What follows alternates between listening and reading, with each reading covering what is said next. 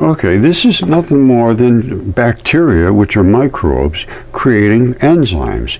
And the enzymes play a crucial role in all kinds of industrial applications: food, beverage processing, pharmaceuticals, everything, waste management. And they're using these little biological creatures and, fermenting them basically and making enzymes. And then they use the enzymes to do work that would take years if you didn't have those enzymes. It would take years and tons of energy, and they have in less than a second with these, millions of times faster than if you didn't have that. Here's what it says right here: enzymes speed up chemical reactions millions of times, essentially make a reaction happen much faster than it would without the enzyme. In some cases, reactions could take years without the enzyme, can happen in fractions of a second with the right enzyme. Not only that, that enzyme does its job, and then it goes on to do another one, and then do another one, and then do another one until it's unneeded, and then it goes away. That's what an enzyme does. It's a catalyst, and it's without these, you die within a couple seconds. Okay, let's see what my friend Chad has to say about this. Can ribosomes pass the blood-brain barrier? Well, let's see what he has to say. Ribosomes, due to their size, cannot pass through. That's not true. On their own, the blood-brain barrier is a highly selective membrane, separates the circulating blood from the brain's extracellular fluid, primarily to protect the brain from potentially harmful substances. It restricts the movement of large molecules, proteins, and cells. See, they think that a ribosome is a huge particle. It's not. It's the tiniest particle that exists. It's amazing that they don't understand this. All right, Chad's got some issues here, because 10 million ribosomes can fit in a mammalian cell. Up to 10 million of ribosomes in a single cell. 10 million. All right, ribosomes are formed, Now, they talk about ribosomes. Now, let me show you what ribosomes do and how they are created and how they actually affect your immune system. All right, here's what I'm hoping to have done, is for somebody that does autopsies to take every single different part of the body, and right where it attaches, where the spurlock is, like from here back, something like that, and that piece, take that fascia and put it in a separate bag and mark it where it came from, what organ it was from, and that little piece there, and then do some biology or chemistry on this. And what's inside there? What's the biology and the chemistry? What bacteria is living in there? What molecules are in there? And I think you're going to find every single organ in the body has a different type of fluids. If that's true, that's monumental. That's breakthrough in the world of invasive disease. Okay, so here's why my friend Chat is wrong. It says they don't create ribosomes for other purposes other than their own use. The bacteria, that's not correct. Now, bacteria have their own special DNA, and inside that DNA, there's a program that says, I create a certain ribosome. And that's a chemical signature that is absolutely exact for a whole batch of proteins in a row. Oh boy, I can't think of the name.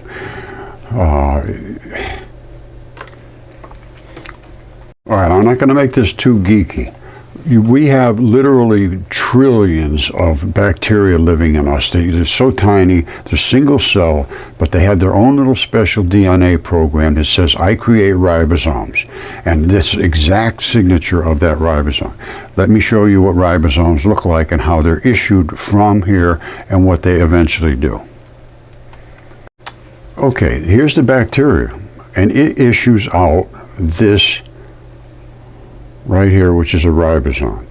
and it contains a whole series of what they call protein chains. They're amino acids. There's 20 different amino acids, and depending upon how they're organized, it creates a program.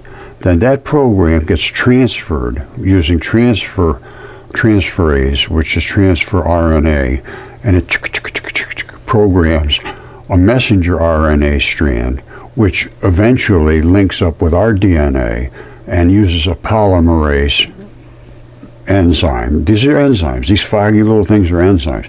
And they go in and they break open the DNA and insert the RNA in there.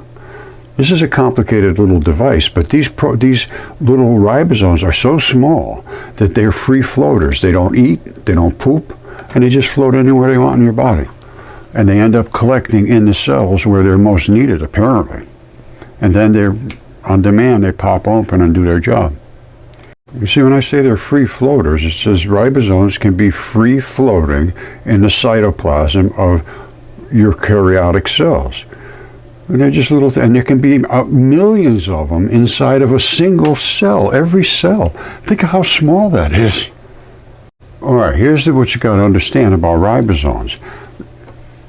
They're free floaters, and they can be attached or they can be free floating. But ribosomes are cellular structures that synthesize proteins. Synthesize means to create them. They break things down and turn them into these proteins. And they can be found in almost every cell. I believe in every cell. They can be either free floating, just floating around all by themselves, or bound to the endoplasmic reticulum or a nuclear envelope. So they're inside here, or they're inside, struck in some of these organelles. I'll show you what's inside of a cell in a minute. But you got free ribosomes and bound ribosomes. And bound ribosomes used to create lysosomes. Lysosomes are catalysts that break other things apart so that they can be restructured and synthesized into proteins and other edible things that your body needs. All right, let's put the pieces together here. There's a whole batch of things we can learn from this very quickly. First of all, wrinkles. I just did something about how do you get rid of wrinkles, and okay, I just want to be sure that everybody knows I'm just a researcher. I don't make any medical claims. I don't say this is going to fix or help or do anything. However, I report on the current research. That's all. Now, they are looking into this myofascia release, which Gil Hedley is one of the top people in the world on fascia.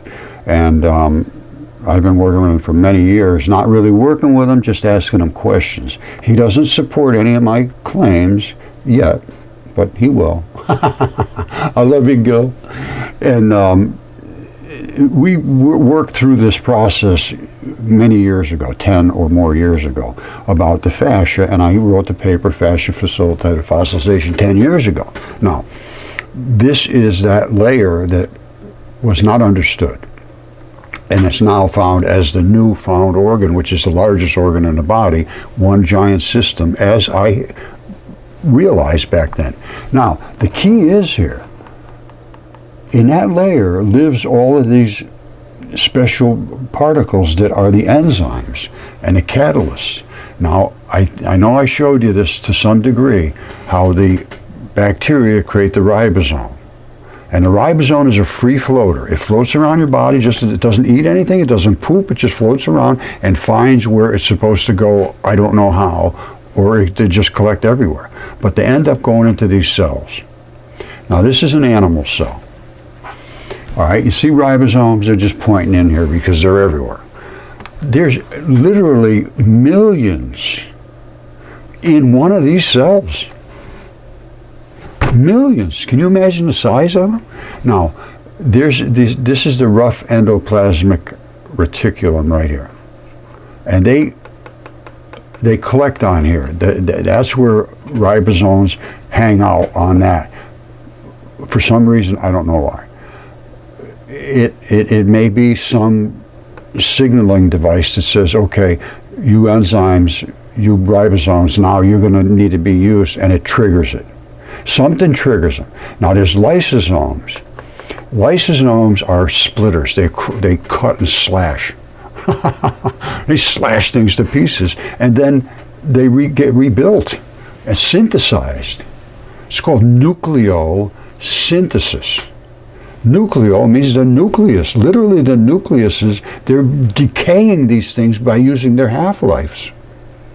And the only way they can do that is with catalysts. You're never going to use it in half-lives. You're never going to be able to get that done quick enough through normal chemistry. They say, well, the half-life of this is so long, and the half-life of that is... Well, when you speed that up millions of times, you can go and turn something from this into a whole different atom, literally.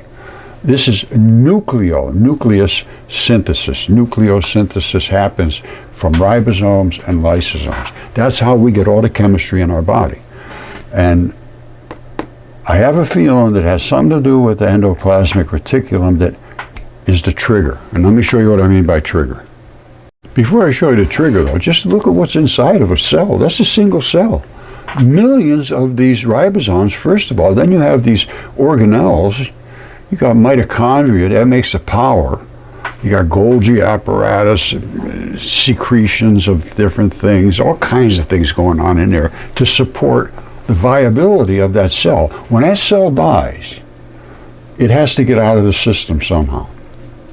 And that's where bacteria come in again. They come in to take it out. All right, so they do a lot of work. They do literally everything in their body, bacteria. They create the enzymes which do the final chemistry. But without the bacteria, you can't get the enzyme. You don't have the enzyme, you don't get the chemistry. And I'll show you the chemistry right now, and it is stunning. So don't forget, we're going to be looking deeper. All right, I showed you the bacteria, and they create the ribosomes. The ribosomes are these little things here, and they exist everywhere in your body. They just float through the body anywhere they want. They don't do anything and unless they're needed, and I don't know how they're called on, but when they're called on, they do a trigger. So that little tiny bugger is just one of these little tiny buggers. All right, and they get triggered.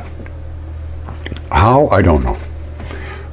But the wrapping, the coating around here, unsheaths, zip, and out pops the enzyme. Now, here's the way I would show you this. This is the ball of enzymes, and these are those little polypeptide chains. All right, and they're all in an exact line. And if you open this up, they do just like this, just like they would. They're magnetically attached. Basically, that's just a fact. Now, when they're in this ball, they are so tiny that millions could fit in a cell. So I don't believe that they're locked out of the blood-brain barrier. I believe they're all floating through your blood-brain barrier, no problem whatsoever, getting through that little tiny restriction. That's my interpretation. I could be wrong, but I don't think I am. Now, when they get called on, they do this. They do that. Now, that's not going to get through the restriction. Absolutely not. No way. It's huge. It's gigantic. Now, what can this ribosome create? It can create an enzyme or a protein. Are they the same? Are enzymes proteins? They are, but they're the opposite of proteins. They are and they aren't. An enzyme comes out of the same package, basically, from a different bacteria, and what it does is it breaks things. Enzymes, they break things. And they break them into little tiny components. And these are the same sort of thing. They come out of other bacteria, but they're designed to build things. So these break things up and these build things up. Basically, that's how I look at proteins and enzymes. Now, then you take in viruses. Viruses are nothing more than ribosomes, but they don't contain either one of these. They contain a program. And the virus is a program that goes in, takes over another bacteria and says, hey, I'm going to reprogram you. And it says, okay, start making this thing, whatever it is. It could be good, it could be bad. So viruses do both things, but they're programs. So think of one more thing here, say virus. All right, and it goes in just like a ribosome. I don't know where they come from, how they got reprogrammed into that condition. They're like halfway between being alive and not alive, and they come in and and from then on, that bacteria, which was creating whatever it was creating before, the blue one's now going to be over here, and the yellow one's going to be that kind of thing. It just changes the polypeptide chain, which is nothing more than this. And that is programmed from this ribosome amino acids. So these are all amino acids. I believe there's 20 of them. And they come in, sometimes the chains are only this long, sometimes they're just gigantic. But they come into the ribosome and they program it, and then when it goes out, it programs the mRNA, which is a messenger RNA. And that goes to your DNA and makes you immune to something or makes you really sick. They can go both ways. But they don't really understand where they're coming from yet. It's in this fluid-filled highway. This is the barrier that stops everything from invading you. Once it gets past that and into your good tissue, you got a problem. And here's what it actually looks like when there's an invasion. It's similar to this. Whatever this is living, it sends out like attachments, and they're trying to find a way into your membrane. Literally, that's what they're doing. They're digging around. Can I get through this? Can I push something open? And that's called, these are supposed to be tight membranes, tight junctions on your, because all your membranes have little balls on them, and they have to float around freely, but they have to be sealed, called tight junctions. This is looking for a hole to poke through there. Now these guys are coming over to attack this guy. These are your ribosomes, I believe. And they're coming over and they're going to whack them and kill them. And this is what's going on in your body 24/7, because we are invaded by stuff all day long, but your body should know how to deal with it. And you have so much fluids in your interstitial fluids, there's no problem. You should be easy to overcome any kind of an invasion if you have the right enzyme. You don't have the enzyme, you can't fight it. That's when you get an invasive disease. And like I say, there's over 100 cancers there, and typically they're related to the organ. The organ is typically related to the membrane. The membrane is typically related to the chemistry. That's my feeling. I want to see the chemistry in each membrane of each type of organ that's in your body. And then we can get somewhere. Right now, we're just lost. They're just throwing things at the wall and hoping something sticks. We need the chemistry of that. We need the chemistry of the ribs. We need the chemistry of the bones. We need the chemistry of the testicles and the breasts and everything that's in the body. And it's 100 cancers, so there's got to be 100 different types of tissues and organs at least. I know there's more than that. I believe there's at least a couple hundred. But this is what we're up against right now. And they're talking about Parkinson's related to gut bacteria. Unexpected, simple treatment. You need something that creates the enzymes.